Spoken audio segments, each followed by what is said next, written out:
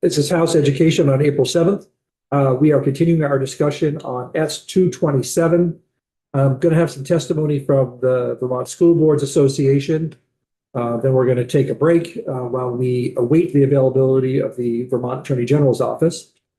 However, with that, I'm going to turn it over to Mark to give us the School Board Association presentation. Which apparently is going to be brief. Yes. Mark Koenig, Director of Policy Services and Legislative Affairs for VSBA. I have my statement online, so there's a lot of teachers and people here. I hate just reading to you. That's all right.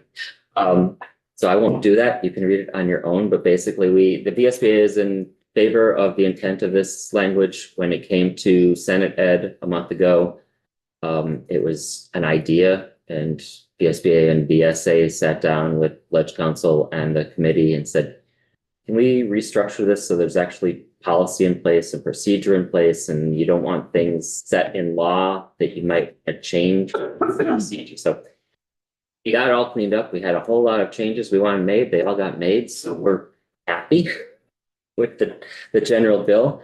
A couple of items. There's a lot of times this bill talks about the AG's office is going to communicate with superintendents.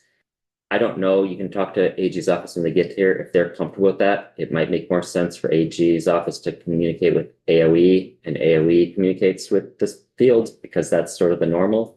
But if AG's office is good with it, we're okay with it. Within the definition of schools in A3, you might want to consider including volunteers along with independent contractors, employees, teachers, students. School volunteers already have to undergo background checks, either a level 1 or a level 2. So they should feel safe entering the building and feel like they're not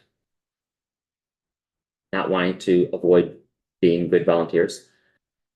If you do think volunteers should be added, also in D3, it talks about students and staff.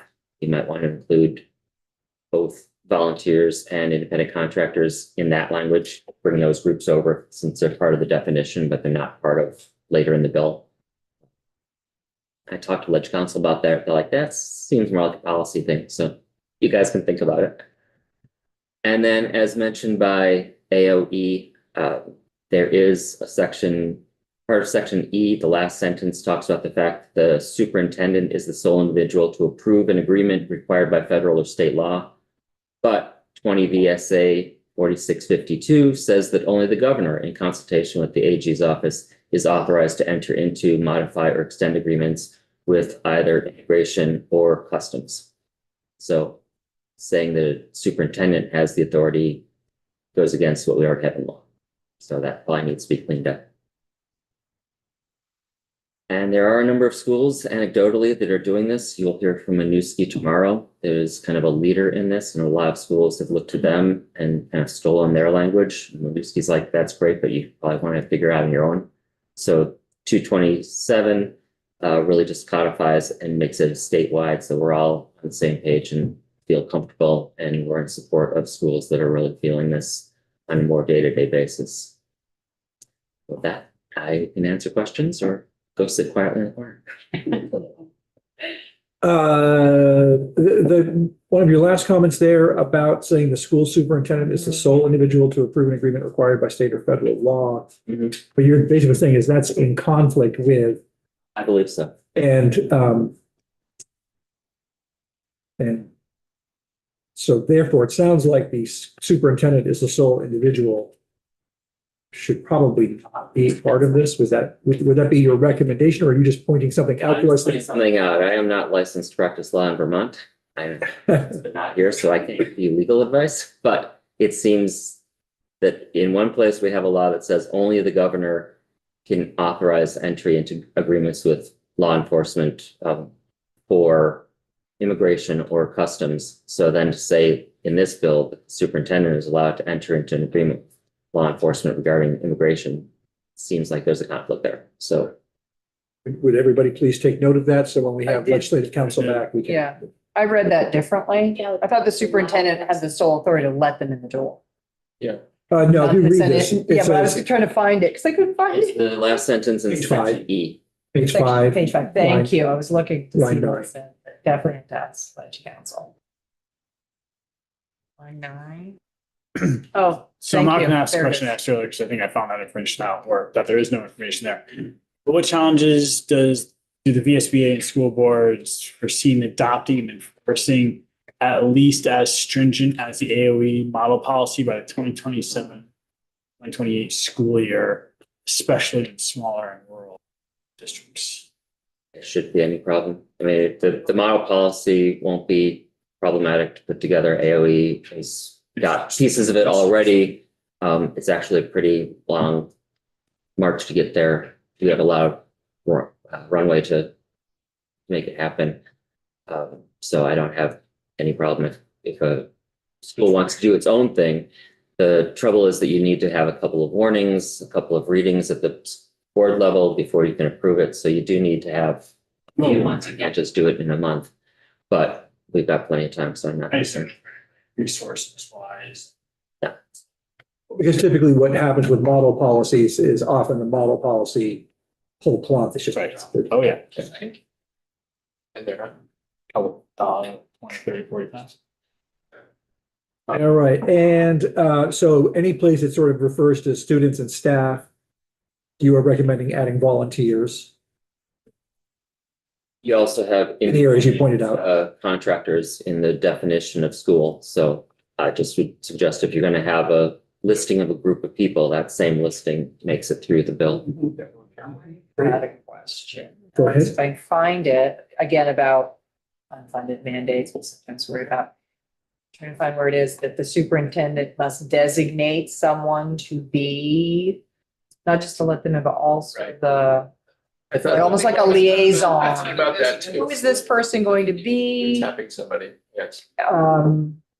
It's clearly Are they gonna gonna be, be it's clearly gonna be the compensated? principal. gonna be the principal. I'm assuming. That's That's why I just thought about it. I'm like, yeah. Yeah, save that for.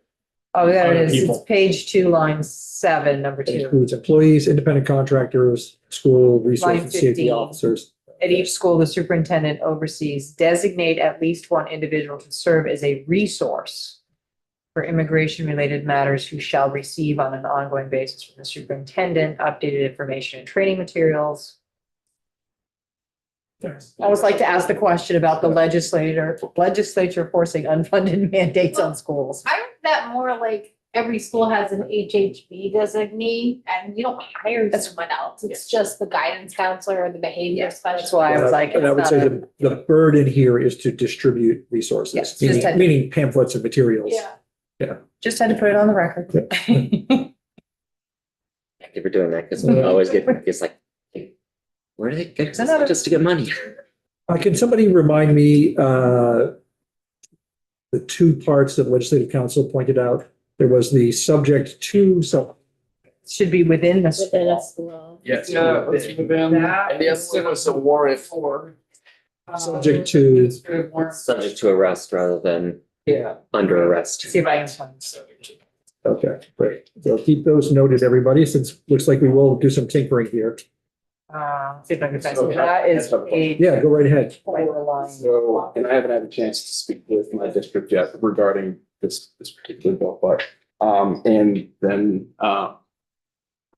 there was the question about unfunded mandates. In your conversations that you've had, what is the financial lift associated with? Because I understand there's HHB things and then there's these things and there are those things, and we have to farm out all of these tasks to people who already have too much to do. And while here it seems that we're just handing out pamphlets,